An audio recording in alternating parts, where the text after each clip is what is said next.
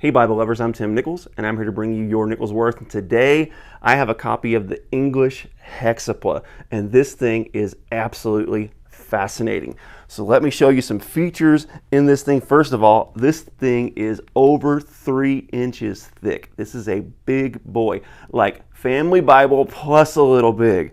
Why is it so big? Because the word hexapla actually means that it's divided into 6 columns.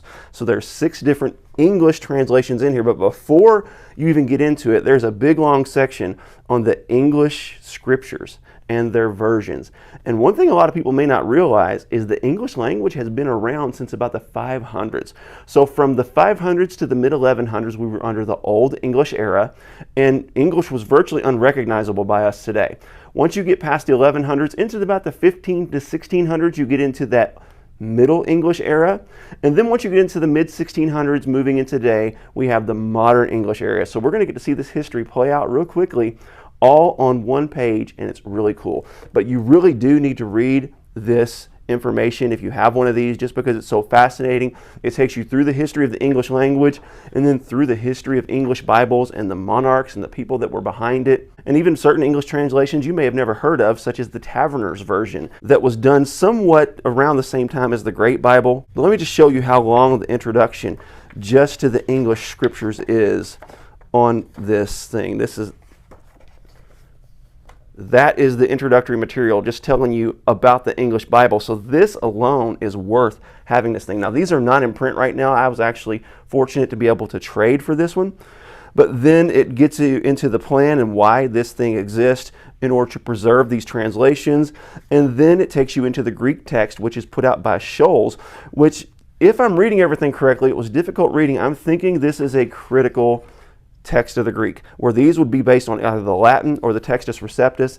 This is more of a critical version of the Greek. So you have the Greek on top, and then you have your Hexapla on the bottom, which is 6 English translations, starting with the Wycliffe, and that Middle English that is very difficult to read for us today. The Old English is even more difficult to read. I'll show you a little piece of that here in just a moment. But as we get into this, we have the Middle English, and then we're moving into the Modern English era all the way into the Authorized. So as we flip through this, this is the beginning of Matthew. But as you flip through this, let's get to the middle where it lays nice and flat so I can show this to you. We have the Wycliffe here, 1380. Then we move into the Tyndale, the 1534, which I have a copy of the Tyndale 1526 right here. So this is going to be a little bit later of addition to this. As a matter of fact, check this out. That is an original scan of the Tyndale Bible. Really, really cool. Moving into the Cranmer, also known as the Great Bible. Now, this is the only in-print option that I have of the Cranmer, also known as the Great Bible. I can't even find a single copy of this Bible in print in its original form. I wish Hendrickson would really take that on. Then moving into the Geneva, I actually have a copy of the Geneva Bible right here, put out by Hendrickson as well. This is the 1560. This one is the first edition in 1557. And I really like this because it's laid out as it originally would have been in 1560 with the drop caps and all the nice little features.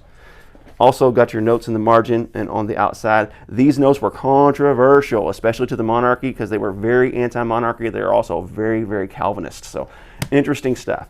Then as we move into the Reims, which is the New Testament portion of the Douay-Rheims. This is all New Testament, by the way. There is no Old Testament part of this. The Bible would be monumentally thick if it had the Old Testament as well. But the Douay-Rheims, I actually have a copy of this. This is the Bishop Challoner updated edition. So this is going to be the original 1582. So if you want to read the original Douay-Rheims, you can actually get this in PDF format online. Not too difficult to find. Just do an English Hexapla search. There are several websites that have this. And then last but not least, we have the Authorized King James. The original spellings were preserved, but it is obviously retypeset because this is the original typesetting for the 1611 King James. So what really makes this cool is you have an overview of the English history of the Bible right there on one page. And you can see this is very difficult stuff to read. I can't even read the Wycliffe. I can pick up a few words here and there. I can read the Tyndale, the Great Bible, the Geneva, the Douay-Rheims, and the King James. Okay, there's some spots in there that are still a bit difficult. But I do want to show you an example of some Old English, just so you can see. And this is an old poem of Psalm 100. And as you can see, there is no reading that thing. As a matter of fact, I'm going to just look at it and give it a shot here and see if I can read it. Mirths to God out earth that as service to Lord infames. I'm going to be straight up honest. I don't even know what I'm reading here. I can't even make it out. But it is the 100th Psalm, and you can see that the English language has changed quite a bit, and this is a true testament to that. This has to be probably the coolest Bible that I own. Even though it's probably not the most practical, it's not the most useful, I have 6 old English translations all right here in one spot, along with the Greek, which I can't read a word of.